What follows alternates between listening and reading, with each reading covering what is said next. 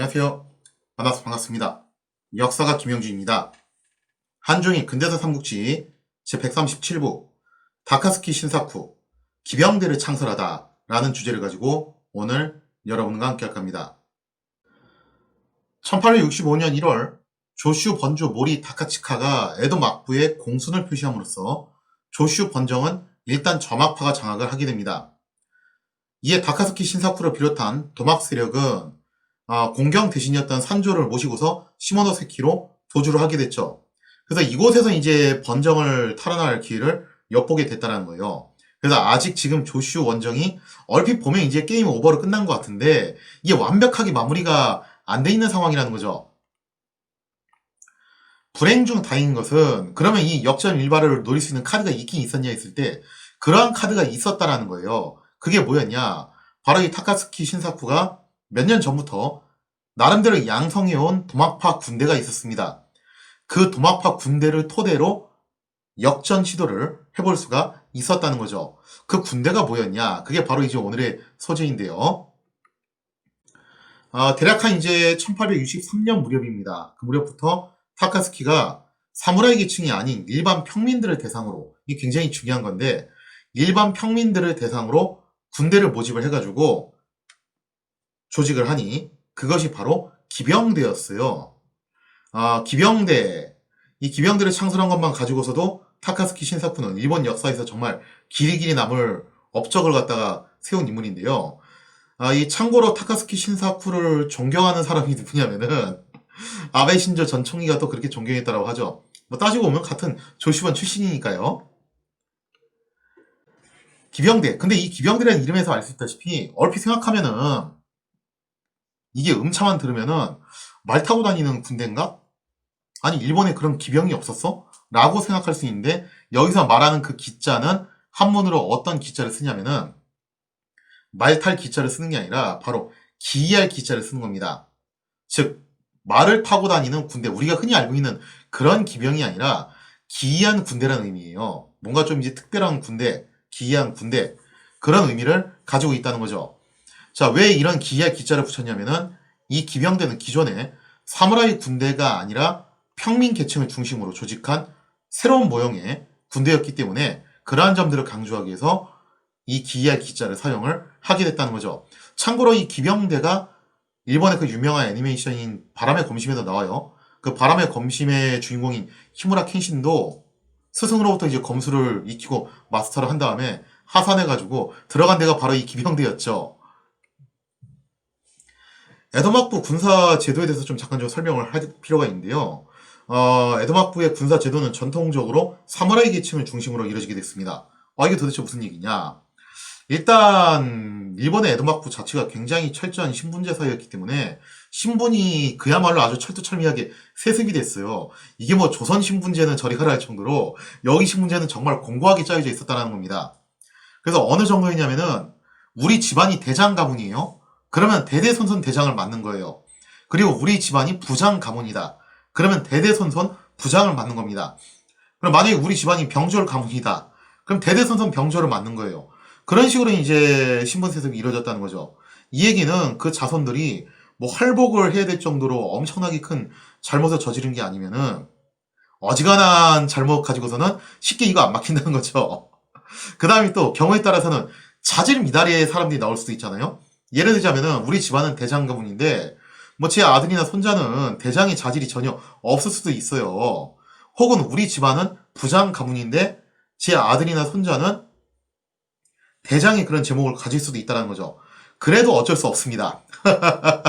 그냥 그대로 세습돼가지고 내려온다는 거예요. 그래도 조선이나 청제국 같은 경우는 나름 이제 관료제 사회고 과거 시험을 통해가지고 그렇게 좀 위로 올라갈 수 있는 구멍이 있었는데 일본은 하여튼 그게 거의 없어가지고 그냥 그런 식으로 세습되는 거예요. 이건 뭐 옛날에도 한번 설명드렸을 거예요. 그래서 뭐 5대째 무슨 뭐 국수 장인집 이런 게 일본에서는 별로 특이한 게 아니라는 거죠.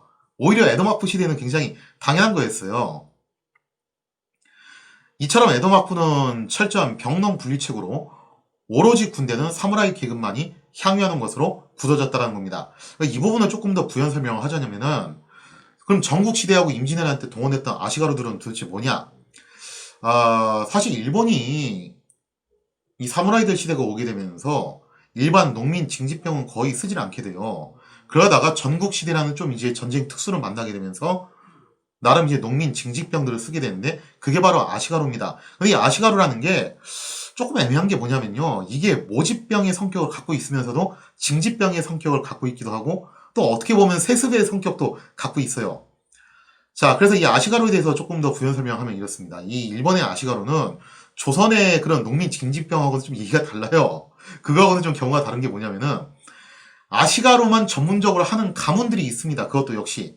그런 이제 집안들이 있어요. 병졸 집안이 있는 거죠. 그러니까 그 집안에서만 계속 이제 아시가루가 선택돼서 올라온다라는 거예요. 이거는 옛날에 명제국도 비슷한 방식을 썼거든요. 위소제라는 군사제도 체제 내에서 군대 들어가는 가구가 따로 설정이 돼 있어요. 그걸 이제 군호라고 불렀죠.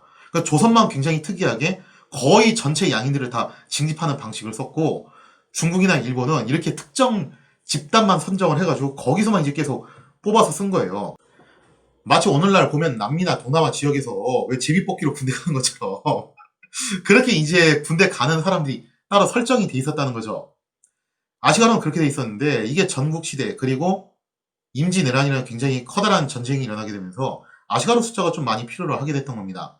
예를 들자면 이런 거예요. 어느 날 다이묘가 명령을 내리는 거죠. 야, 지금 전쟁 크게 한 판 해야 되니까 어떻게 해라.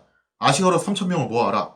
그럼 가신들이 아시가루 3,000명을 결성을 하는데 그 중에서 1,000명은 원래부터 아시가루에 복무했던 사람들이에요. 얘들은 이제 세습 아시가루들이죠. 나머지 2,000명은 어디서 충당을 할 거냐? 모집을 하는 겁니다. 이때 모병을 하는 거죠. 자, 지금 전쟁을 할 거고 여기 아시가루에 들어올 사람 구한다. 월급 얼마 준다. 숙식 제공, 무기도 제공 이렇게 나오는 거죠. 그럼 나름 또 이제 야망을 가진 사람들이 지원을 하겠죠. 그렇게 해서 한 1,000명 정도가 또 지원을 했어요. 그럼 2,000명은 채웠는데 나머지 1,000명은 또 어디서 구하냐? 그때 이제 징집을 하는 거예요. 할 수 없이 차출을 해가지고 뽑아내는 겁니다. 그래서 전국 시대에서부터 임진왜란 기간까지 그때 일본 아시가루들은 세습의 성격도 갖고 있고 모병의 성격도 갖고 있고 또 이런 징집의 성격도 나름 가지고 있었다라는 거예요. 그러나 에도마쿠가 들어서면서부터 이제 평화시기가 왔죠. 더 이상 대규모로 이렇게 병력을 동원할 필요가 없어졌다라는 거예요. 오히려 이제 에도마쿠는 이렇게 대규모 병력을 각 지방의 다이묘들이 유지하는 것을 불안하게 생각을 하는 거죠. 그래서 오로지 이 세습되는 그런 아시가루들만 허용을 했고 나머지 더 이상 이제 모을 필요가 없다. 동원하지 마라. 그렇게 막아버린 겁니다. 그래서 철저한 병농 분리책을 사용을 하게 되었고 일반 농민들의 경우는 군대에 들어가서 군인이 되는 건 고사하고 아예 무기 자체를 소지하는 것을 금지하는 그런 방향으로 가게 되었다는 거죠. 뭐 사실 일반 농민들 입장에서도 그렇죠. 어차피 뭐 전쟁도 거의 나지 않는 평화 시기잖아요. 그런 상황에서 군대 들어가봤자 막 하는 거는 거의 삽질이고 노역이죠, 그냥. 그러니 뭐 군대에 들어가서 복무해봐야 출세할 가능성도 별로 없었기 때문에 이러한 제도는 크게 사람들한테 불만을 불러오지 않고 그럭저럭 유지가 됐습니다. 농민들 입장에서는 농사에 전념할 수 있으니까 좋은 거고 그 다음에 이제 에도막부 입장에서는 각 다이묘들이 거느릴 수 있는 군대 숫자를 억제할 수 있으니까 좋은 거고 그 다음에 원래 그냥 군인 하던 사람들은 계속 회습하니까 별 그냥 불만 없이 하는 거고 그런 식으로 이제 가왔던 거죠. 하지만 에도막부 말기가 됨에 따라서 천하는 이제 혼란스러워지게 되고 사무라이로 조직된 구식 군대는 점차 이제 전력이 약화되기 시작합니다. 그러한 징조는 지금 수도 없이 보고 있죠. 마치 청의 만주팔기가 계속 무너져 내리는 거하고 똑같은 상황이에요. 그리고 임진왜란 당시에 조선의 갑사 체계가 무너지는 것도 비슷한 원리였다라는 거죠. 자, 그래서 이거를 대체할 만한 새로운 병력 자원이 필요로 하게 됐다는 겁니다. 또 에도막부 말기로 갈수록 일반 농민들의 경제력, 교육 수준이 꾸준히 성장했다는 것도 굉장히 중요합니다. 이거는 뭐 이제 조선이나 청도 마찬가지였어요. 그래서 전반적으로 일반 평민들의 교육 수준이 계속 올라가게 되면서 조선 후기로 가면은 일반 농민들도 서당이 들어가는 경우가 왕왕 생기거든요. 조선에서도. 그래서 그런 사람들 전문적으로 가르치는 게 또 잔반들이 그런 거 많이 했죠. 그래서 전봉주 같은 사람들이 그런 역할을 했던 잔반들이었죠. 당시 일본도 마찬가지였습니다. 이렇게 이제 일반 농민들이 경제력과 교육 수준이 올라가감에 따라서 사람이 머리가 커지니까 이제 어떻게 되는 거예요? 점점 시야도 멀리 보게 되고 말문도 트이게 되는 거예요. 그러면서 이제 우리도 천하 공론에 좀 참여하고 싶다라는 그런 욕망이 서서히 피어오르는 시기가 되었다라는 거죠. 그런 환경과 토양이 마련이 됐기 때문에 뭐가 이제 가능해졌냐면은 일반 농민들을 군대로 징집하는 것이 스무스하게 일어날 수가 있게 되었다는 겁니다. 그리고 타카스키 신사쿠는 이러한 점들을 재빨리 간파했던 인물이에요. 지금 농민들은 군대에 지원해서 뭔가 천하 공론에 참여를 하고 싶어 한다. 왜냐면 일본은 어쨌든 사무라이 사회고, 그래도 무기를 손에 쥔 자가 결국에는 천하를 주무를 수 있는 거거든요. 조선과 청은 좀 반대였죠. 무기가 아니라 붓을 쥔 자가. 그런 사람들이 이제 천하를 차지하는 거잖아요. 근데 어쨌든 이제 일본은 사무라이 사회다 보니까 이제 군대에 들어가는 것이 출세를 할 수 있는 지름길이자 또 어떻게 보면 이제 권력을 차지할 수 있는 길이었다라는 거예요. 이런 애도 맞고 혼란기에는요. 평화시기에는 소용없는 얘기였겠지만. 자, 그래서 이제 타카스키가 기병대를 발족을 해가지고 말 그대로 기이한 부대잖아요. 그래서 뭐라고 얘기를 하냐면은 신분, 지, 고하를 막론하고 누구든지 재능이 있으면은 여기 입대할 수 있다라는 원칙을 세웁니다. 그래서 평민들을 대거 받아들여서 군대를 편성을 했다라는 거죠. 자, 그리고 타카스키는 이렇게 조직한 기병대에게 서양식 무기를 지급하고 또 표준화된 서양식 제식 훈련 들어갔다 도입을 하면서 또 동등하게 급여를 제공을 해줬다는 거죠.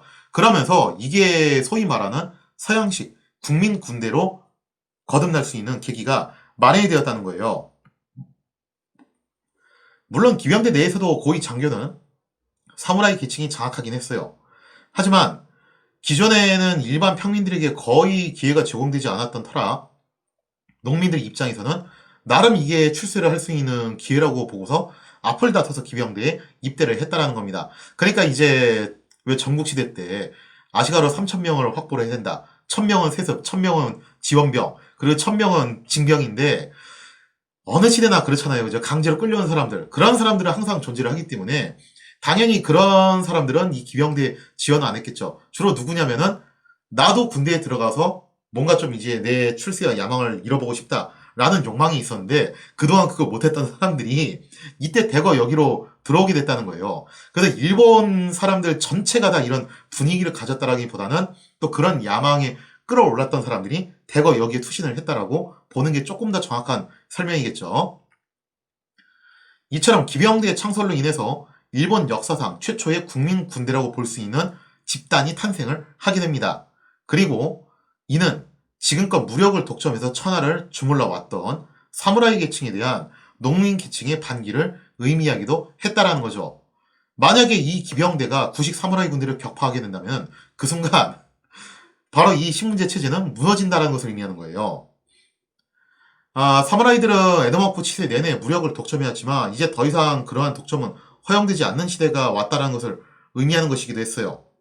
사무라이들이 독점해온 무력을 일반 농민들이 장악하는 것, 이것이야말로 일본 사회에서 신분의 장벽이 허물어지고 있다라는 어떻게 보면 그런 이제 신호탄과 같은 역할을 했다라고 볼 수가 있겠죠. 그래서 이러한 점을 놓고 봤을 때 기병대가 창설된 것은 굉장히 일본 역사에서 의미 깊은 사건이고 이거 하나만 가지고서도 타카스키 신사쿠는 일본 역사에서 길이 업적을 남길 수 있는 위인이 될 수 있었다라는 겁니다. 물론 타카스키는 이거 말고도 한 일이 정말 많은 사람이에요.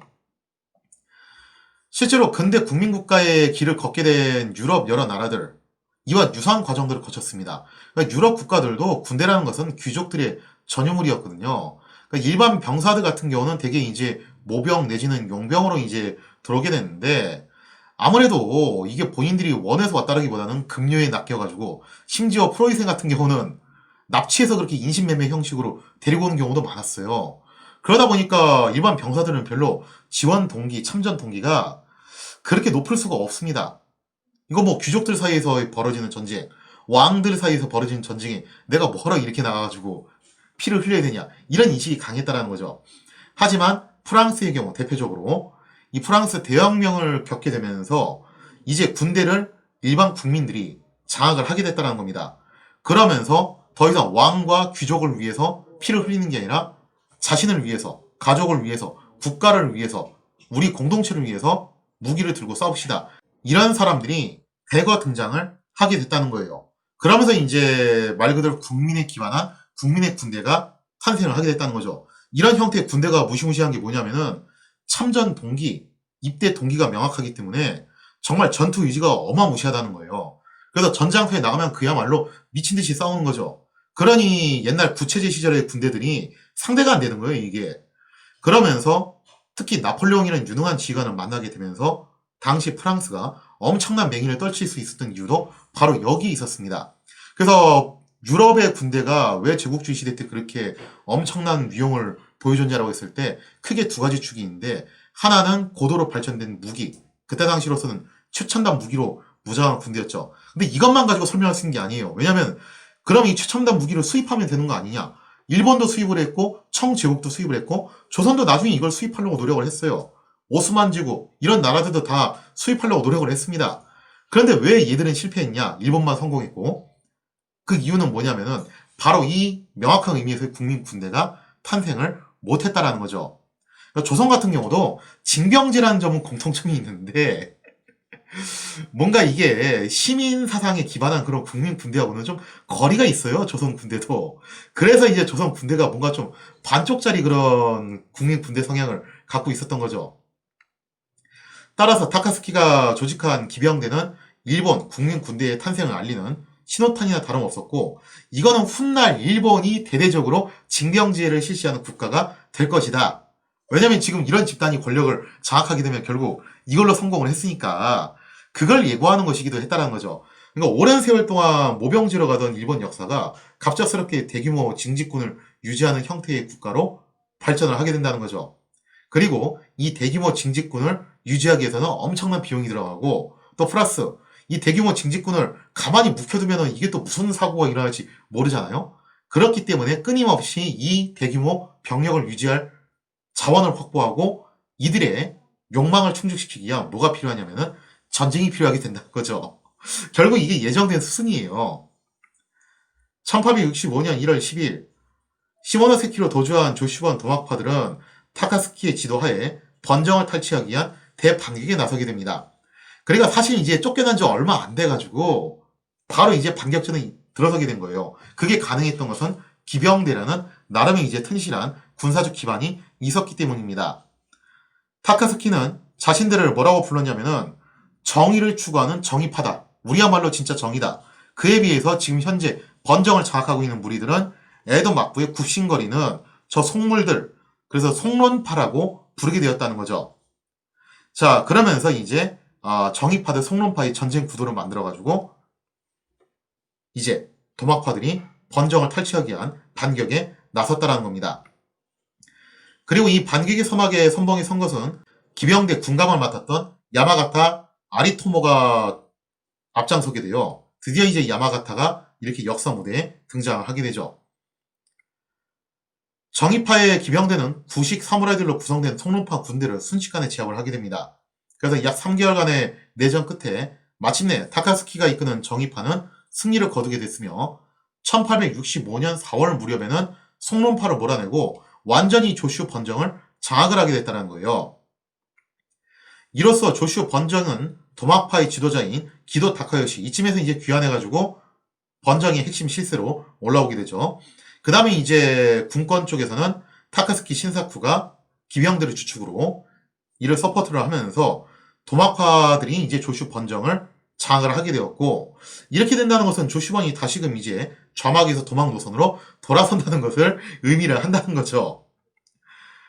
조슈번을 장악한 정의파는 에도 막부가 조슈번의 공순을 입증하기 위해서 요구했던 그런 조항들 있잖아요. 전부 다 이제 쌩 까는 걸로 갑니다. 못해, 안 해, 하기 싫어. 자, 그러면서 이제 에도 막부의 전쟁을 결심을 한 타카스키.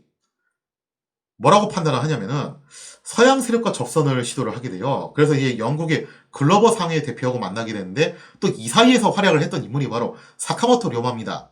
사카모토 료마는 이렇게 사업가 기질이 정말 대단한 사람이었어요. 그래서 이제 당시 사카모토 료마가 해군 조련소가 폐지됨에 따라서 가스 가이슈의 권유에 따라서 사스마번으로 가게 됐죠.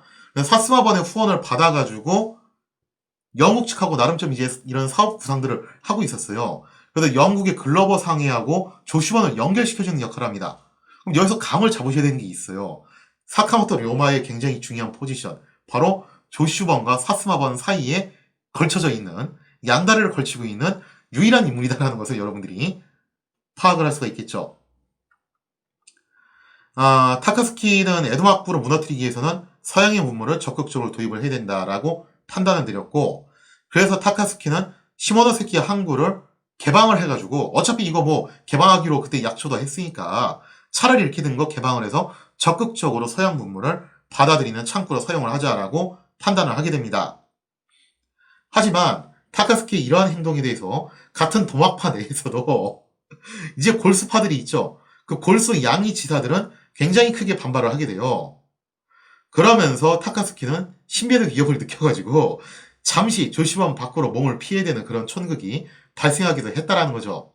하여튼 이 양이 지사들은 이러나 저러나 그냥 사고로 하도 치고 다녀가지고 어떻게 보면은 메이지 유신의 원동력이기도 했지만 메이지 유신의 발목을 잡는 역할도 상당히 많이 했다는 것을 알 수가 있습니다.